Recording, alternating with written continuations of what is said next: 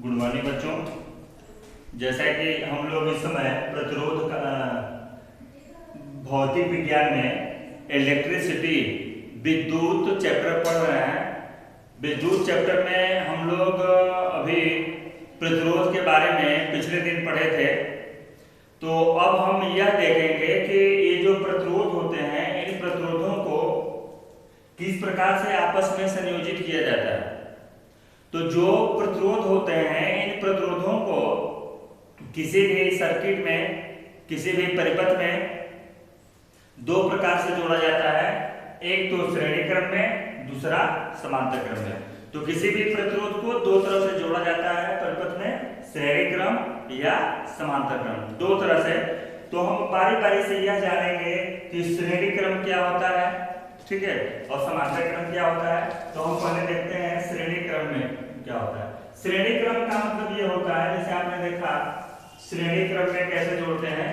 श्रेणी क्रम जैसे आपका एक प्रतिरोध हो गया, ठीक है, एक प्रतिरोध हो गया, इसका ये प्रथम सिरा या द्वितीय सिरा। एक और प्रतिरोध जैसे आपने दूसरा लिया, तो दूसरे प्रतिरोध के पहले सिरे को इस प्रतिरोध से जोड़ करके, ठीक है, उसके दूसरे सिरे को, और इसी तरह से जितने ओम का प्रतिरोध चार है आप इसमें जोड़ते जा सकते हैं। तो तीसरा अगर आप प्रतिरोध लेंगे तो इस दूसरे प्रतिरोध के दूसरे सिरे से तीसरे का पहला सिरा जोड़ेंगे इसमें, ठीक है। तो इस तरह से आपका ये कहलाता है श्रेणी क्रम। ये कौन सा क्रम हो गया? श्रेणी क्रम। श्रेणी क्रम का मतलब है कि एक प्रतिरोध का दूसरा सिरा दूसरे प्रतिरोध का प्रथम सिरा, फिर दूसरे का अंतिम सिरा या दूसरा सिरा कह सकते हैं, तीसरे का प्रथम सिरा आपस में इस तरह से जुड़ता है। और इस पहले प्रतिरोध का इस तरह से और कई ढेर सारे प्रतिरोधों को जोड़ सकते हैं। इस प्रकार से इस प्रतिरोध का जो पहला सिरा है, हम इसको चाहें तो इसको बैटरी से, बैटरी का ये धन होता है तो वो बड़ा होता है, और ये बैटरी में ऋण है, ये ऋण, तो इलेक्ट्रॉनों का प्रवाह धन से ऋण की ओर होता है। तो इस तरह से विद्युत धारा का प्रवाह होने लगेगा। ये सर्किट आप पूरा कर लीजिए भाई, इस सर्किट आप पूरा कर लीजिए। तो इस तरह से आपका जो इस तरह से विद्युत धारा का प्रवाह इसमें होने लगता है। यह श्रेणी क्रम में है। ये आपके प्रतिरोध हैं। मान लीजिए तीन प्रतिरोध हैं, एक पहला R1 हो गया, दूसरा R2 हो गया, तीसरा R3 हो गया। इस तरह से कई प्रतिरोधों को हम जोड़ सकते हैं, ठीक है। अच्छा, श्रेणी क्रम में क्या होता है? श्रेणी क्रम में क्या होता है कि जैसे यहाँ से विद्युत धारा का प्रवाह हो रहा है और सभी प्रतिरोध एक दूसरे से जुड़े हुए हैं, इसमें से कोई एक प्रतिरोध कोई भी खराब हो जाए, पहला खराब हो जाए, दूसरा खराब हो जाए, तीसरा, और जितने भी रहेंगे उसमें से कोई भी एक प्रतिरोध अगर खराब हो गया आपका, तो विद्युत धारा का जो प्रवाह है उस परिपथ में बंद हो जाता है, विद्युत धारा प्रवाहित नहीं हो पाती, और आपका जो कोई भी जो परिपथ है वो ओपन परिपथ हो जाता है, मतलब वो कार्य करना बंद कर देता है। तो ये है आपका समांतर श्रेणी क्रम। अच्छा, श्रेणी क्रम में जितने भी प्रतिरोध जुड़े होते हैं सभी प्रतिरोधों में समान धारा बहती है। श्रेणी क्रम में जुड़े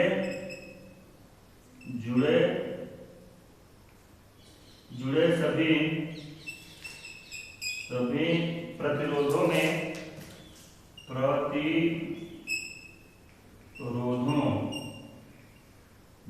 प्रतिरोधों में समान धारा बहती है। समान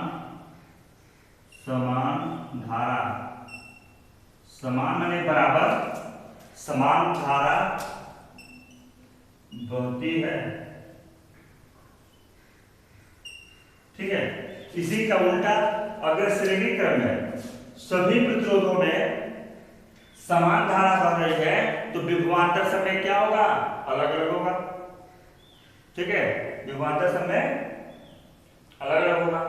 और इसी का उल्टा अगर प्रतिरोधों को हम समांतर क्रम में जोड़े रहेंगे तो समांतर क्रम में जुड़े प्रतिरोधों में सभी प्रतिरोधों में विभवांतर समान होगा, समांतर क्रम में जुड़े सभी प्रतिरोधों में विभवांतर समान होगा और धारा अलग अलग होगी।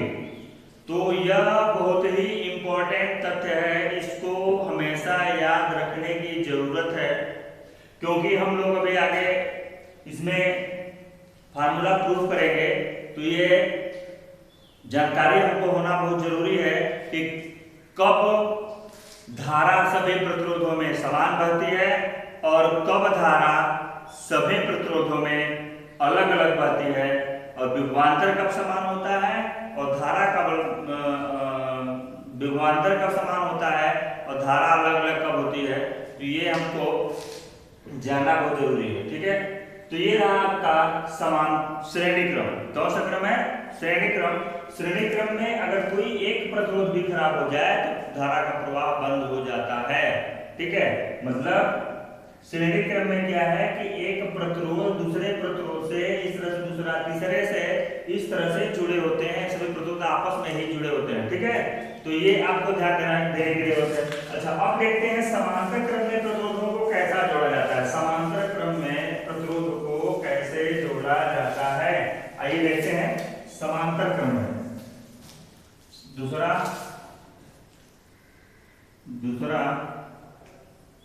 समांतर क्रम। देखिए समांतर क्रम क्या है, जैसे आप जैसे ये समझिए कि ये एक मेन सप्लाई हो गया, ठीक है। ये इस तरह से आपकी मेन सप्लाई हो गई, ये ऐसे समझिए। आपका देखिए ये पॉजिटिव है प्लस ये नेगेटिव है, तो धारा ऐसे बहेगी, ठीक है। ये दो तार आपके हो गए, ये पॉजिटिव और नेगेटिव। तो इसमें आप क्या करेंगे, जैसे हमने एक प्रतिरोध इसमें ऐसे जोड़ा, एक प्रतिरोध जोड़े, तो इस प्रतिरोध मान लीजिए R1 है, तो इसका एक सिरा धन से दूसरा सिरा ऋण से है, ठीक। उसी प्रकार से हमने इसमें एक प्रतिरोध और जोड़ दिया। अब देखिए ये R2 प्रतिरोध है, तो इसका सिरा भी एक क्या नाम है, धन से एक ऋण से, मतलब ये दोनों प्रतिरोध अलग अलग जुड़े हुए हैं, ठीक है। अच्छा, तीसरा जोड़ दिए। इसी तरह से आप और जितने चाहे उतने लिख सकते हैं, हम यहाँ पे 3 ही ले रहे हैं, ठीक है। 3 ही ले रहे हैं यहाँ पे, आप जितना चाहे उतना ले सकते हैं। अब यहाँ आप देखिए भाई, ये धारा का प्रवाह ऐसे हो रहा है, धारा यहाँ पे बह रही है, धारा यहाँ पे बह रही है, धारा रिटर्न हुई, यहाँ रिटर्न हुई, ठीक है। इसमें से भी धारा निकली, यहाँ से भी, ये रिटर्न होके फिर इधर आ गई। क्यों? आप देख रहे हैं इसमें जितने भी प्रतिरोध है सभी अलग अलग जुड़े हैं। जैसे कि इसमें कोई भी एक प्रतिरोध मान लीजिए खराब हो गया तो ये दोनों काम करते रहेंगे, ये खराब हो गया तो ये दोनों काम करते रहेंगे, या ये खराब हो गया तो ये। तो कहने का मतलब ये हुआ कि इस समांतर क्रम में सभी प्रतिरोध आपस में नहीं जुड़े होते, सभी अलग अलग जुड़े होते हैं मेन लाइन से और आपके नेगेटिव लाइन वाले अर्थिंग से। तो पॉजिटिव नेगेटिव दो तार इसमें होते हैं, जिसको एक गर्म तार बोलते हैं, ठंडा तार बोलते हैं। जो धनात्मक होता है, पॉजिटिव होता है, उसको हम लोग गर्म तार बोलते हैं। जो नेगेटिव होता है, ऋणात्मक होता है, उसको हम लोग ठंडा तार बोलते हैं। तो इसमें आपको ये जानकारी हो गई कि समांतर क्रम में कैसे जोड़ते हैं और श्रेणी क्रम में कैसे जोड़ते हैं। तो समांतर क्रम में क्या होता है कि सब में विभवांतर समान होगा और धारा क्या होगी, अलग अलग होगी। इसमें क्या होगा, इस क्रम में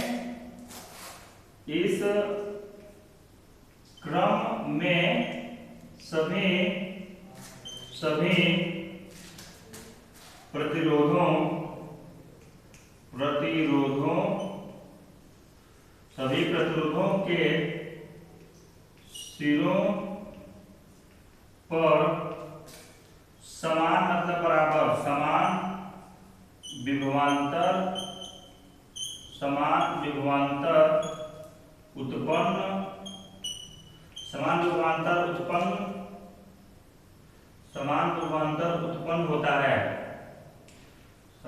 उत्पन्न होता है, ठीक है। तो ये आपको जानकारी रख लेना बहुत ही आवश्यक है। बिना इसकी जानकारी के हम लोग आगे फार्मूला भी नहीं प्रूफ कर पाएंगे, गलत हो जाएगा। तो ये आप जरूर याद रखें।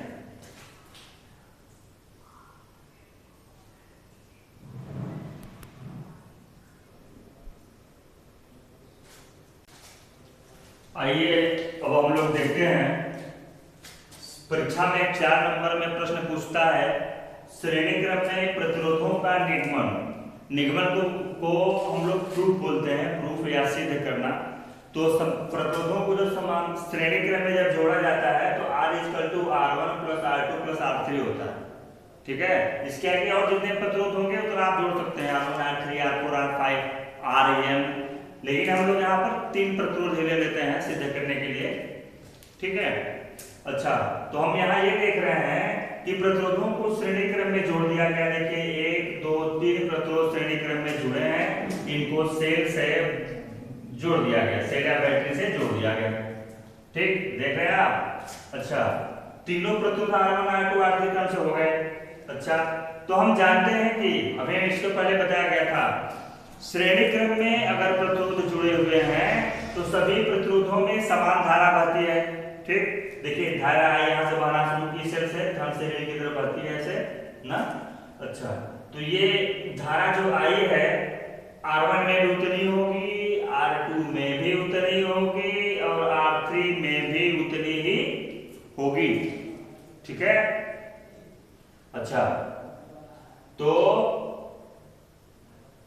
और अगर श्रेणी क्रम में जुड़ा हुआ है तो सबका जो सभी प्रतिरोधों के सिरों के बीच जो उत्पन्न विभवांतर होगा वो सबका क्या होगा, अलग अलग होगा।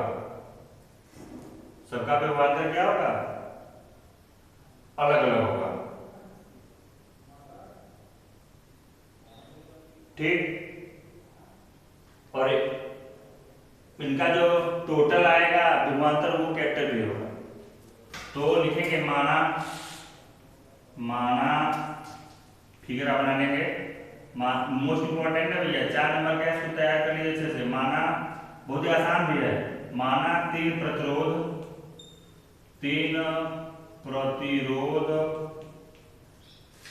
R1 R2 तथा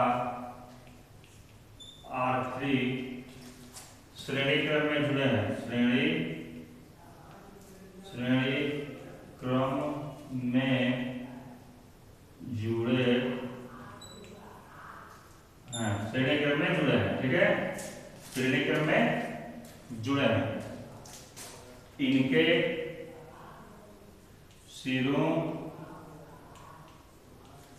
के बीच उत्पन्न विभवांतर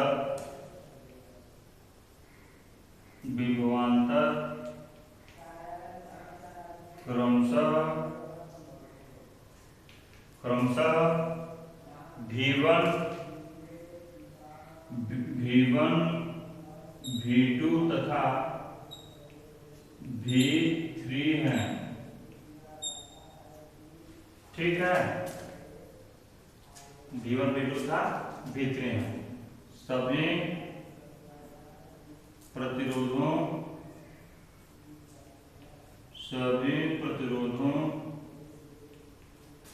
में प्रवाहित धारा आई है।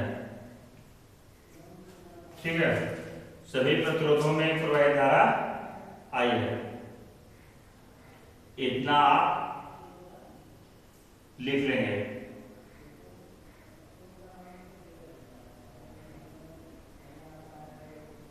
ठीक है, लिख लेंगे। माना 3 प्रतिरोध R1 R2 तथा R3 ये कामा है, R1 R2 तथा R3 श्रेणी क्रम में जुड़े हैं। इनके सिरों के बीच उत्पन्न विभवांतर क्रमशः V1 V2 तथा V3 है। सभी प्रतिरोधों में प्रवाहित धारा आई है। अब क्या करेंगे, ओम के नियम से इसके आगे, अब इसके आगे ओम के नियम से, ओम के नियम हमने देखा था ओम के नियम में V equal to I R था ना, V equal to I R था। तो यहाँ V1 equal to I R1 हो जाएगा समीकरण number 1, V2 equal to I R2 हो जाएगा समीकरण number 2, V3 equal to I R3 हो जाएगा समीकरण नंबर 3। ठीक है, V1 equal to I R1, V2 equal to I R2, V3 equal to I R3। अच्छा, समीकरण 1, समीकरण 2 और समीकरण 3 को जुड़ने पर तीनों समीकरणों को आप जोड़ दीजिए। तो बाएं का बाएं तरफ, दाएं को दाएं तरफ जोड़िए तो ये हो जाएगा आपका इधर का V1 plus V2 plus V3 equal to, ये तीनों हो जाएंगे आई R1 आई R2 आई R3। ये हो जाएगा आई R1 प्लस आई R2 प्लस आई R3।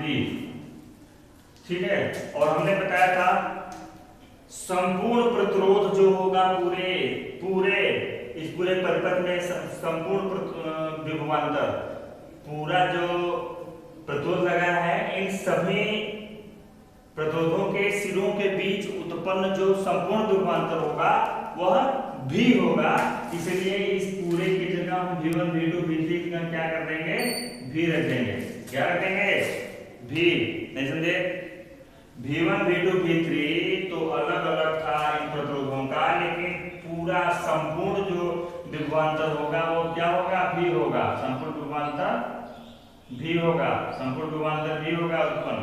तो आप यहाँ भी लिख देंगे और यहाँ से आई ले लेंगे जब कॉमन, तो यहाँ बचेगा R1 plus R2 plus R3। ठीक है, अच्छा यहाँ देखिए, आप जानते हैं कि V equal to I R होता है। क्या होता है भाई, V equal to I R. तो ये हो गया ओम के नियम से V equal to I R, ये हो गया I1, ये हो गया R1 plus R2 plus R3। ठीक है, यहाँ तक समझ में आया आपको? बहुत ही आसान है, कुछ नहीं है इसमें, लेकिन 4 नंबर का आता है, मोस्ट इंपॉर्टेंट है। और उसमें आप ये भी ध्यान दीजिए, जब श्रेणी क्रम में पूछता है तो बच्चे समांतर क्रम में कर देते हैं, तो इसका जरूर ध्यान रहे कि श्रेणी क्रम में फिगर कैसा है और कैसे होना चाहिए, समांतर क्रम का क्या है और कैसे होना चाहिए। इसमें जरूर आपको अच्छे से क्लियर पता होना चाहिए। और देखिए आई से आई यहाँ हो जाएगा कट। ठीक है, ये आई से आई गया कट। R इक्वल टू हो गया R1 plus R2 plus R3। इस तरह से श्रेणी क्रम में प्रतिरोधों का जो संयोजन होता है सिद्ध हो गया, प्रूफ हुआ। तो इसको आप अच्छे से तैयार कर लाइए नोट्स बना के। ठीक है, और नेक्स्ट टर्म पे फिर आपको बताया जाएगा समांतर क्रम में प्रतिरोधों का संयोजन। ओके, धन्यवाद।